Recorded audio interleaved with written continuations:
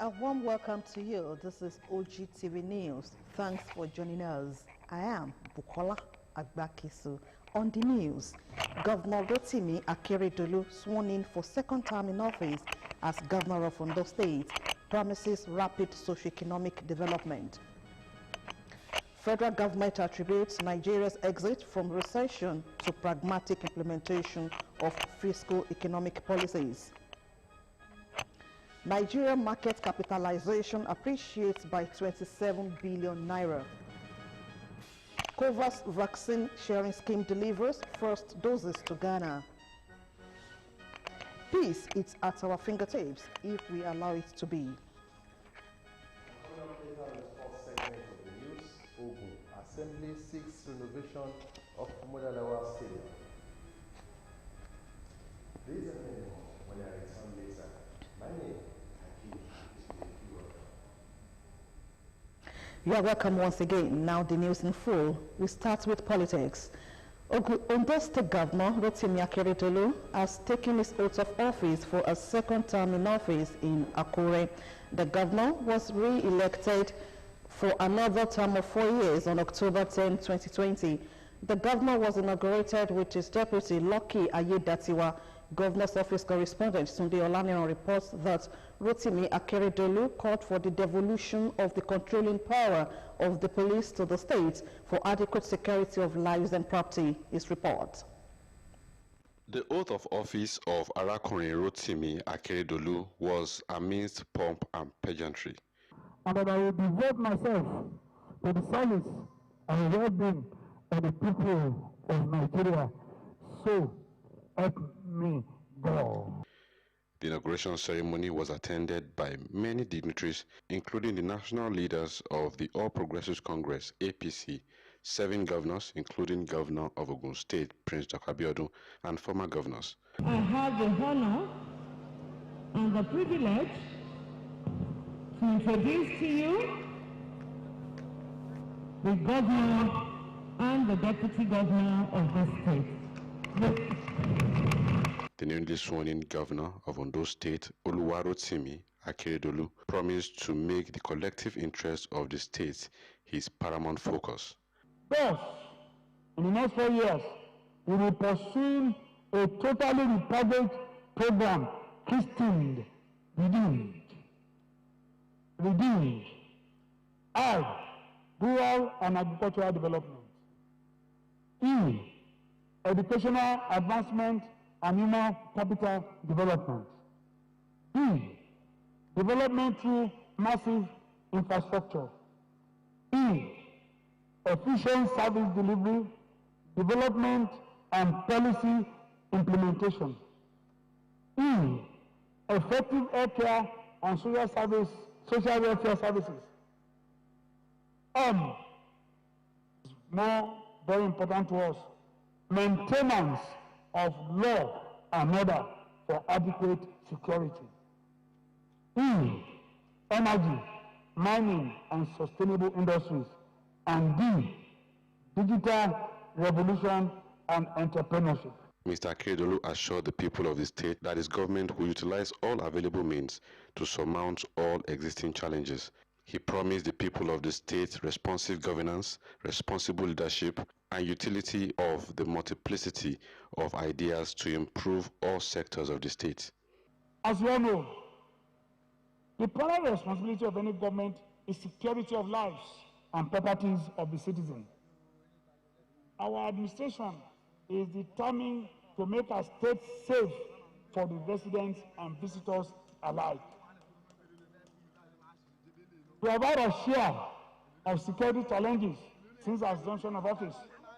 Apart from COVID-19 pandemic, the other debilitating issue is security. We are the firm belief that it is high time the police central command become devolved to the federating units for effective monitoring. Rotimi Akeredolu said his administration will consolidate all the achievements of the last 4 years. Sunday Olaniran, OGTV News. Meanwhile, chairman of the Southwest Governors Forum, Rotimi Akeredolu, has advocated that all the states in the country should be allowed to secure its space. Akeredolu, who doubled as the Ondo State Governor, said this during a swearing-in ceremony for the second time in office. Akeredolu said that Amotekun in the region had done very well in the short time of existence. Chairman reassured the people of the region of the governor's readiness to protect lives and property in the states. Ogun State government, through the Ministry of Industry, Trade and Investment, has formally handed over a cashew processing machine donated by the Nigerian Export Promotion Council to the technical partner who will handle the operation of the machine. Performing the handing over, Permanent Secretary in the Ministry, Mr. Oluola Aikulola, said the processing machine will bring about economic prosperity and development of the community. Matthew Shomi has the details. With this cashew processing machine to be located in Imashai area of the state, Ogun State is said to take the lead among the committee of states in the processing and exportation of cashew nuts in the country. Ogun State, as the leading producer of cashew nuts in Nigeria, has the capacity to produce 240 metric tons annually, with just 10% being processed for consumption. Imashai in Yewa North local government happens to be the home of cashew nuts in the state. Therefore, the processing machine donated to Ogun State by the Nigerian Export Promotion Council, with the capacity to produce 500 kilograms of cashew nuts per day, could not have been better located. Performing the official handing over, Permanent Secretary, Ministry of Industry, Trade and Investment, Mr. Oluola Aikulola, said with the high demand for cashew nuts the world over, the community is being positioned to play a key role in the economic transformation of the state. Values have not always been fully added. They will just harvest, either eat or waste or just sell raw. But this time around, this machine is going to process the cashew nut into something exportable. So you can imagine the level of socio-economic prosperity, because farmers will now be formed into maybe community access loan. Acreage in terms of land will increase, and this is in tandem with the vision of our governor. Nigerian Export Promotion Council, represented by the State Promotion Advisor, Mr. Adekunle Idowu, stated that the state will serve as a launch pad in enhancing the potentials of the nation in exportation business. The technical partner assured that the machine will be used to serve the interests of the state. We are going to move the machine to the permanent site where we are going to have a structure to house the machine, and where we will start the layout of the factory, and we start test running of the machine and production proper. Chairman of the Regency Council in Imashai, Chief Yemi Oluyomi, described the events as a new beginning for the economic prosperity in the community. Matthew Shomi, OGTV News. Over 100 people have been apprehended and made to face the music for violating COVID-19 protocols in Ogun Central and Ogun East senatorial districts, as the State Special Task Force continues with the enforcement of the use of face mask. Dr. Toyin Taiwo, the leader of the enforcement team to these areas, made this known while speaking with journalists in Shagamu local government area. Bumi Adigun was with the task force and he completes the report. The mission to scale down infection rate of COVID-19 in Ogun State and protect lives of its people is not being taken for granted, as the special task force constituted by the government moved to Ijebu-Ode for further enforcement. It is a different ball game here, as no one is seen using face mask, rather kept in their bags while others just hold it. Now to the business of the day. It is said that you use the face mask or face the magistrate, while you either pay a fine or subjected to community service. The team leader, Dr. Toyin Taiwo, explained the situation in Ijebu-Ode. The level of compliance was actually zero. But before leaving there, we found that it has actually increased. And I think we have actually achieved what is excellent wanted us to achieve. Just trying to make sure that we create the awareness. The awareness had been ongoing, right from time, but we realized that the people are not complying. But with what the task force, the special task force has been able to do, we have realized that people had actually known that COVID-19 is real. This is Shagamu local government.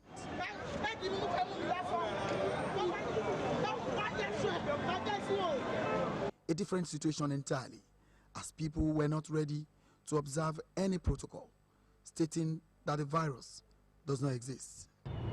They were saying that it's wrong for us to come around, but we told them we didn't come on our own. We came by the instruction of His Excellency. And then we have been able to tell them to know the importance of the reason why they must put on the face masks. Yes, it's very sensitive, but at the end of the day, we're able to still achieve what we want to achieve. At least we're able to apprehend some people, and we're able to tell them and make sure that a lot of them, that's why the motorists and the people that are selling the marketers, are putting on their face masks. The movement continues, is bent on enforcing the use of face mask. It is either you use a face mask and be free, or violate the protocols and wear this uniform for few hours as you observe compulsory community service. High point of the enforcement mission is the domestication of the special task force at the local government level. Bumi Adigun, OGTV News. On security challenges in the state, the Speaker of the Ogun State House of Assembly, Right Honorable Olakunle Oluomo, has tasked the state government to set machineries towards ensuring immediate formation of a statewide surveillance and joint task force to include military operatives, men of the Nigerian Police Force and paramilitary formations to combat security challenges in the state. Honorable Oluomo stated this while responding to the submissions of members on the personal explanations during the plenary. Correspondent Kolawole Osho covered the plenary and his report is presented in this package. The Speaker, Right Honorable Olakunle Oluomo, while responding to the submissions of members representing Abeokuta South 2 State Constituency, Honorable Ademuyiwa Adeyemi, his Odeda, Ifo2, and Ikene counterparts, Honorable Oludaisi Elemide, Honorable Ganiu Oyedeji, and Honorable Olakunle Shobukola, who spoke on the spate of insecurity in the state, on the personal explanation, acknowledged the state security network code name Amotekun, which was presently being recruited. He, however, condemned the actions of some community leaders who often engage in the unethical habit of canvassing for bail or standing surety for suspected cult members and criminals when arrested by security agencies. The issue of security is not becoming serious in the state. I want to charge the security agents in the state, like I used to say, for them to step up their action in combating this crime in the state. And at the same time, when I want to appreciate the governor for the step he has taken so far, I would like to, on behalf of the House, appeal to the governor to set up joint military task force in the state that will be dedicated to facing this menace that is gradually enveloping our state. In another development, a bill on the schemes of service law for registrars, process servers, and change of nomenclature of messengers and cleaners in the Judicial Service of Ogun State 2020 scaled second reading as lawmakers took time to debate the bill during the plenary.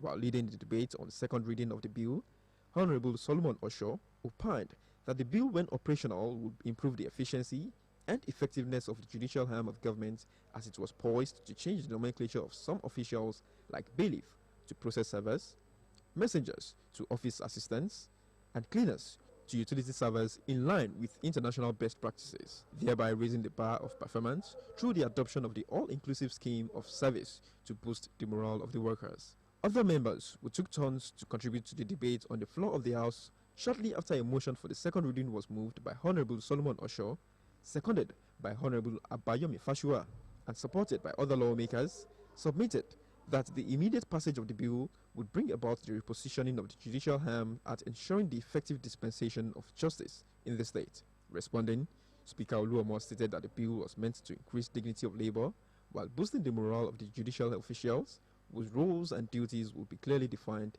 and institutionalized. He thereafter committed the bill to the Committee on Justice and Public Petitions for further legislative actions.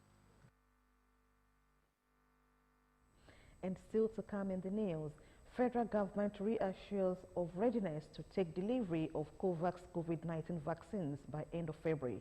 More news and reports after the break.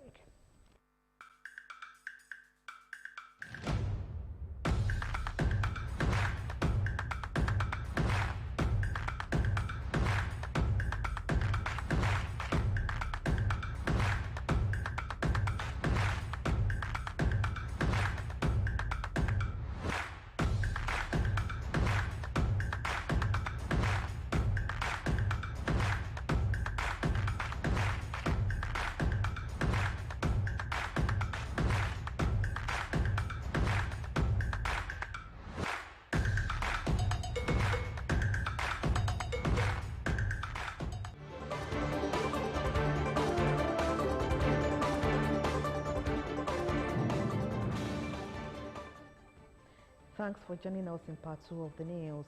Securing national assets, critical infrastructure and the civil populace without compromise are part of the core mandates the current administration in Ogun State will continue to harmonize with paramilitary agencies and critical stakeholders towards ensuring peaceful coexistence among the people. Deputy Governor of Ogun State, Engineer Noimot Salako Ojedele, gave this assurance during the celebration of World Civil Defense Day. Adebola Oshomoji covered the event held at the Valley View Auditorium, Government House, Abeokuta. A report. The World Civil Defense Day is an annual event observed by the Nigeria Security and Civil Defense Corps across the country with the objectives of protecting lives and properties. As part of activities marking this year's celebrations, the Ogun State Command of the Civil Defense Corps organized a lecture with the COVID-19 protocols duly observed. While declaring the event opened, Deputy Governor of Ogun State, Engineer Noimo Salako Oyedele, who was represented by the State Commissioner for Budget and Planning, Olaolu Olabinton, urged paramilitary agencies to keep exhibiting professionalism in all their conduct, patriotism in all activities, and not relent in the execution of mandate of the Corps. We will continue to collaborate with the civil defense. We will continue to make sure that all the support that is needed from the side of government you will be giving at all times, because we believe that what you are doing is in our collective interests. The State Commandant of the Nigeria Security and Civil Defense Corps, Ahmed Abodunrin, appreciated the state government and other critical stakeholders for their synergy that have assisted the Corps succeed in the past years. As you see, I want you to commend the state governor, President Kwame, for rising swiftly, for responding adequately to this crisis. Apart from the fact that he just established a committee of peace building, comprises of security operatives and members of the community, he has also set up a joint task force that will be inaugurated any moment from now to start working in those areas where we have crisis. They should also have this critical concern. Facilitators drilled the participants on the theme of this year's event, strong civil defense to preserve the national economy, which they described as being apt in promoting agriculture across the country. At the event, questions were asked on the strategic means of securing agricultural investment in the country. Adebola Oshomoji, OGTV News. In order to put in place measures towards stemming the incessant herdsmen and farmers' clashes in Ogun State, the State House of Assembly said plans were underway to legislate on animal husbandry and related activities through the enactment of an all-inclusive law on anti-open grazing in the state. The Speaker, Right Honorable Akunle Oluomo, disclosed this during a parley with executive members of the State Coalition of Civil Societies led by its chairman, Comrade Yinka Folari, at the Assembly Complex, Okemoson, Abeokuta. Correspondent Kolawole Osho covered the event, and his report is presented in this package.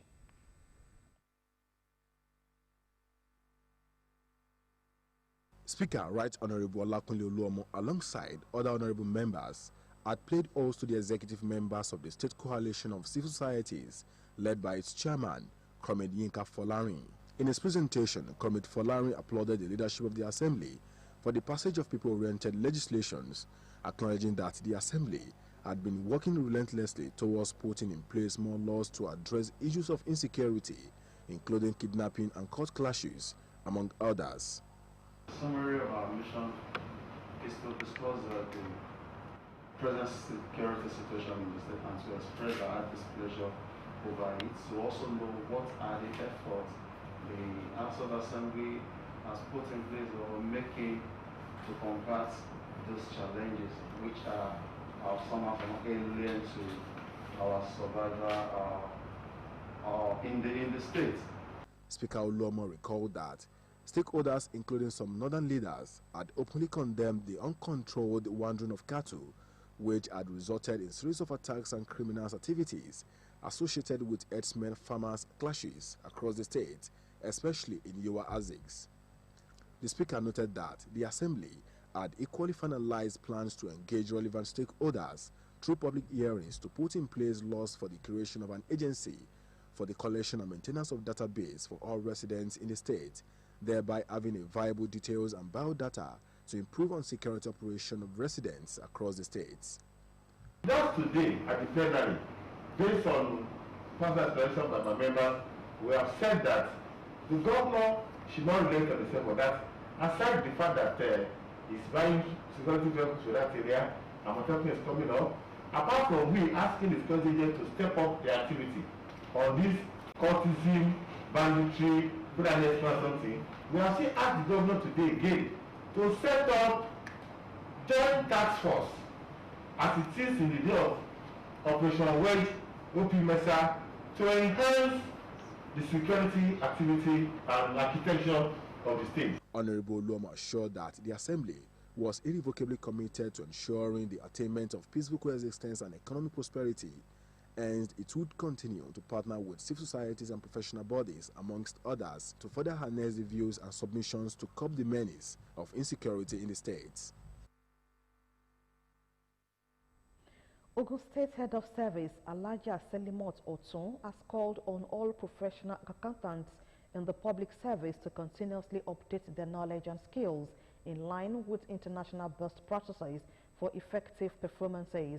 Elijah Otun, who gave the advice during a two-day workshop for accountants with the theme Public Sector Accounting, Current Trends for Better Service Delivery, held at the Staff Development Center, Okelewo, Abeokuta, said there is need for accountants in the public service sector to update their skills and constantly familiarize themselves with modern and evolving trends and knowledge in accounting, just as their counterparts in the private sector. She described the accountants as professionals whose functions were significant to the success of any organization and government, urging them to be level-headed in discharging their duties and adhere to the tradition of the cadre as embedded in the ethics of the public service. On the availability of funds, but it is also important that the custodians of government funds, the accountants, have knowledge and skills, especially in our ever-changing environment. As we all know, change is the only constant thing in life. This is why processes and procedures will always be evolving in line with the modern global practices. In her welcome address, the Permanent Secretary, Bureau of Establishment and Training, Mrs. Lydia Fajombo, said that the workshop was targeted at updating professionals accountants on current trends for better productivity. The Permanent Secretary, Treasury and Accountant General of Ogun State, Mr. Michael Idowu, while delivering a paper on revenue in the public sector, a tool for achieving excellent social responsibility of government, said that no system of government can survive without revenue generation, as it is the live wire of any meaningful development in both public and private sector. A communique was issued at the end of the workshop, where the state government was commended for organizing the training, which was timely and would equip them more in performing their duties effectively. The Minister of Finance, Budget and National Planning, Zainab Ahmed, has attributed Nigeria's exit from recession despite COVID-19 to the pragmatic implementation of the nation's fiscal and monetary policies, as well as the economic sustainability plan. The minister stated this while addressing journalists shortly after briefing the Federal Executive Council on the fourth quarter gross domestic product report recently released by the National Bureau of Statistics. Nigeria's GDP in the fourth quarter of 2020 grew by 0.11%. The good story for us is that with this positive growth in the fourth quarter, it means Nigeria has exited recession. This is one of the shortest-lived recessions we have witnessed in the country, despite the impact of the COVID-19. In real terms, the growth between the third quarter and the fourth quarter is a positive growth of 3.73%. A movement within one quarter we have never witnessed in this country. So we're growing from one quarter to another by 3.73%. It's an indication that the policies that are being implemented are the right ones, and the trajectory is a positive one, and that Nigeria is well on its way of restoring a consistent and stable growth, a growth that we hope to grow to be a strong growth from the fragile growth that we now have at 0.11%. That was the Minister of Finance, Budget and National Planning speaking on Nigeria's economic development. Minister of Health, Dr. Osagie Ehanire, has reassured to take delivery of the COVAX vaccine by the end of February or early March. The minister, while speaking with journalists in Abuja, noted that 60 to 70% of the population is targeted for vaccination as the nation makes concerted efforts to flatten the curve of the second wave. The COVAX vaccine is free at no cost to us. It's made from donations. We want to immunize about 60 to 70% of our population. If COVAX immunizes 20, then we have about 40 to 50 to immunize within the next 2 years. So we have to pay for that, minus any donations that we get, like the MTN donation, for example. All those ones reduce the quantities that we have to get, that we have to purchase, or any other that in future are given to us free of charge. Minister of Health, Dr. Osagie Ehanire, speaking on the readiness of the country to take delivery of COVAX vaccine. The Senate on Wednesday approved the nomination of Abdul Rashid Bauer for appointment as the chairman of the Economic and Financial Crimes Commission, EFCC. The confirmation followed over 2 hours of grilling by senators who sought answers to various questions from the nominee.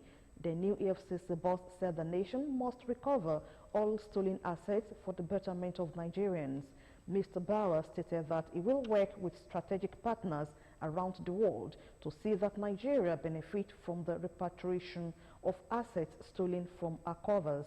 According to Mr. Bauer, the EFCC will achieve its independent objective by sharing information with its partners. During a screening by the lawmakers, Bauer stated that the Constitution will guide his actions should he be confirmed as EFCC chairman. He promised that at the end of his tenure, the EFCC will be a better place than he met it, noting that his training by the FBI and the National Crime Agency of the United States and the United Kingdom respectively will come in handy. Responding to questions regarding what he will do differently from his predecessors, Mr. Bauer said he will reposition the Commission by ensuring that it strengthens its standard operating procedures and improve on them. He also stated that there will be more transparency and accountability. He acknowledged that the EFCC has issues with the management of assets. The nominated EFCC boss said if confirmed, he will embark on the digitization of the offices for proper record keeping. Also, the Senate on Wednesday approved the sum of 11.35 billion naira as budget for Nigerian Police Trust Fund in the 2020 fiscal year. The approval came following consideration of the harmonized report of the Senate and the House of Representatives Committee on Police Affairs. The implementation of the Nigerian Police Trust Fund 2020 budget would lapse on the 30th of April 2021. Chairman of the Senate Committee on Police Affairs, Senator Ali Rojika, in his presentation noted that the Joint Committee observed that this is the first budget of the Nigerian Police Trust Fund since the Establishment Act came into being in the year 2019. It therefore called on the Nigerian Police Trust Fund to expedite action on the implementation of the 2020 budget in order to meet up with the deadline of 30th April 2021. The Senate President, in his remarks, said the approval of the Nigerian Police Trust Fund budget would help the police to increase their capacities and, of course, provide better and improved services across the country. Labour has kicked against the bid by the federal lawmakers to decentralize minimum wage negotiation. The House of Representatives bill seeking to remove fixing and negotiation on minimum wage from the exclusive list to the concurrent list passed second reading on Tuesday. The intention of the bill, sponsored by Garuba Dati Mohammed, APC Kano, is to allow both the federal and state governments to freely negotiate minimum wage with the workers in line with the federalism. During the debate at the plenary, Mohammed said many states have not been able to implement the national minimum wage because it was imposed on them from Abuja. He said despite the position of the states, the Nigerian Labour Congress, NLC, has continued to advocate that the national minimum wage be the culmination of collective bargaining. Speaking against the passage of the bill, Deputy Speaker Ahmed Wase said states should not be allowed to determine the minimum wage because many of them will take advantage of the situation to pay the workers' wages that will not take care of them. Deputy President of NLC, Comrade Joe Ajero, accused the federal lawmakers of acting the script of governors. Ajero vowed that Labour would resist the move the way it did under Presidents Olusegun Obasanjo and Goodluck Jonathan's administrations. TUC President Quadri Lolaleye said the House was not briefed properly how the unions got to the stage of having the minimum wage in the exclusive list. The Nigerian Labour Congress on Wednesday led many workers across government agencies to picket the Corporate Affairs Commission, CAC, over alleged unfriendly policies against workers of the Commission. The action was carried out at the headquarters of the Commission located at the Maitama Eyebrow area of Abuja, the nation's federal capital city. The NLC accused of clamping down on members of the union who are opposed to CAC's anti-workers policies. The Trade Union Congress and the NLC, however, are divided on the issue, a development that resulted in a clash between the rival union members during the picketing. The national leadership of NLC, led by its president, Comrade Ayuba Waba, led executive and members of several registered unions to the action intended to change certain policies considered to be against the interests of workers of the organization.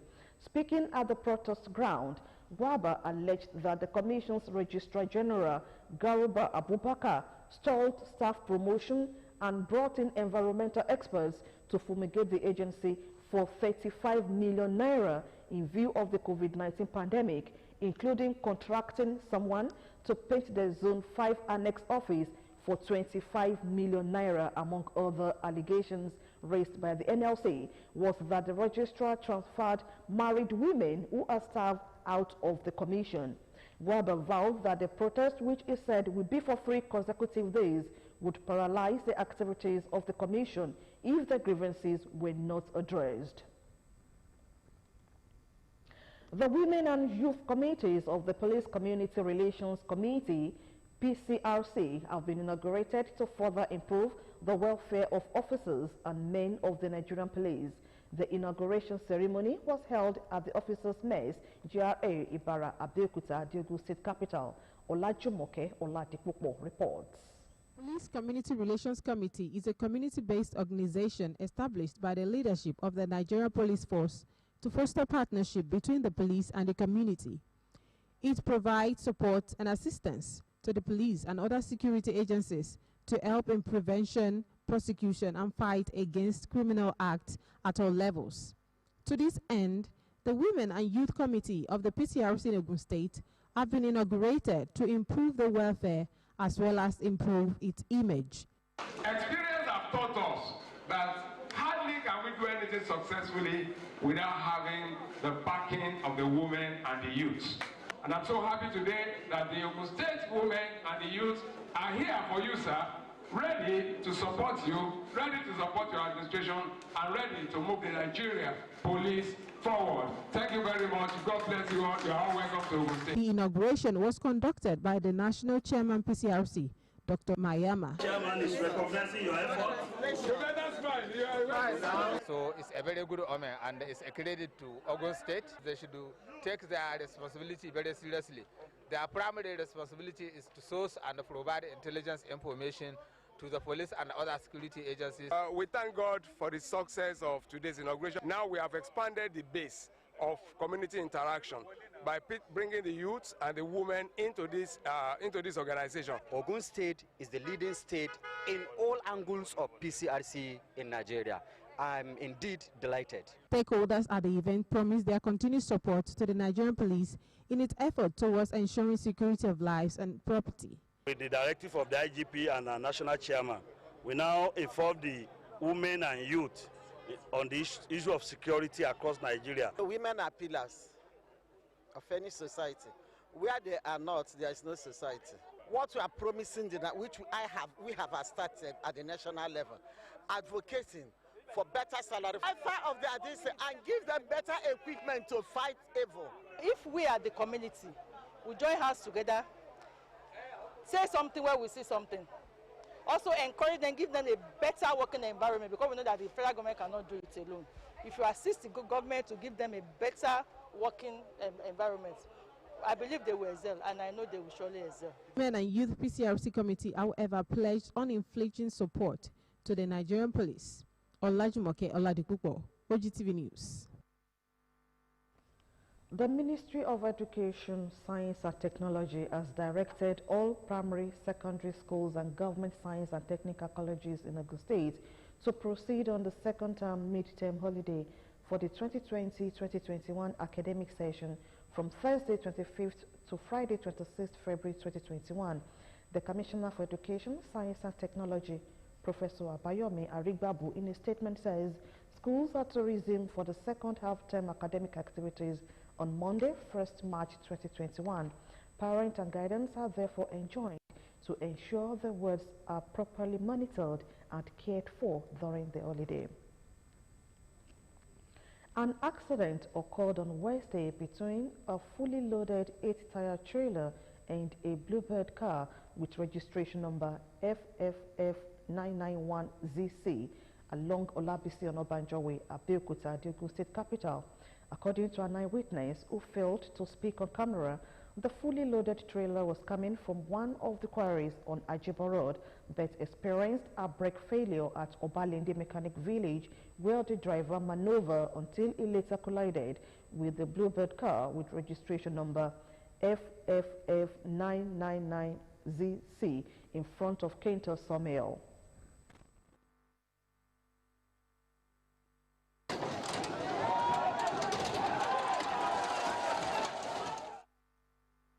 Rescuers on duty tried to rescue the 2 passengers on board the trailer. After several attempts, the effort paid off with the rescue of the motorboy, having earlier rescued the driver.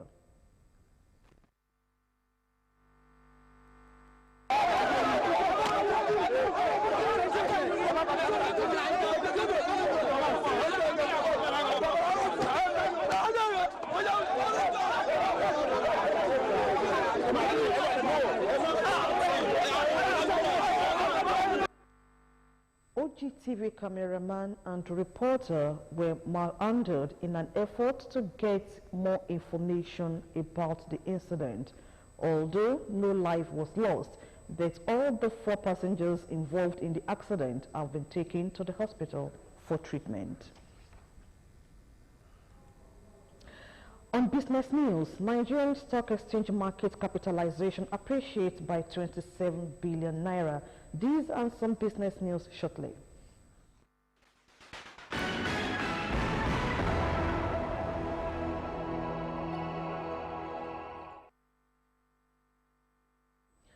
Thanks for joining us on the business segment of the news.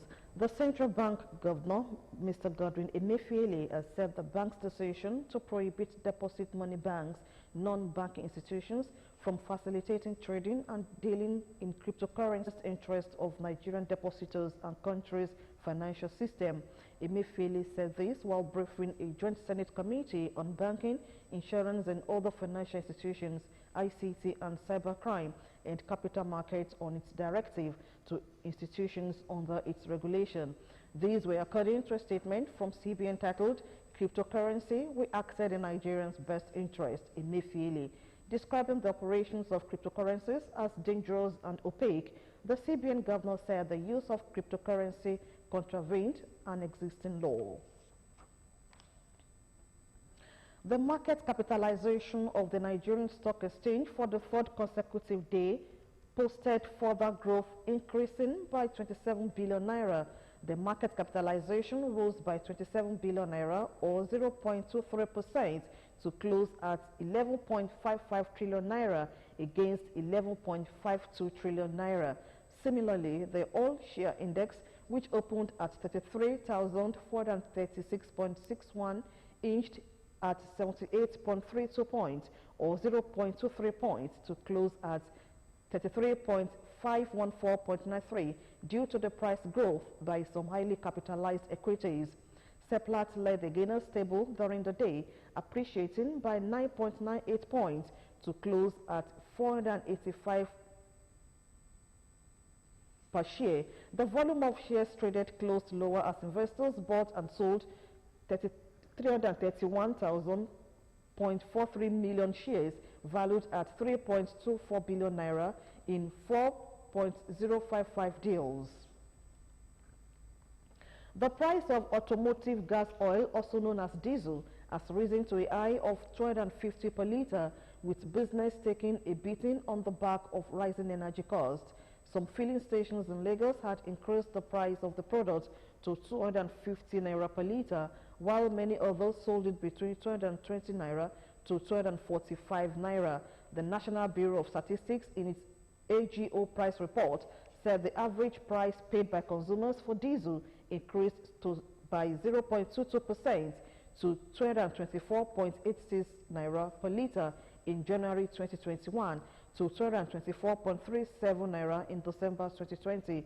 Crude oil price accounts for a large chunk of the final cost of petroleum products, and the deregulation of the downstream oil sector by the federal government means that the pump price of the product will reflect changes in the international market. Up next is the World Today.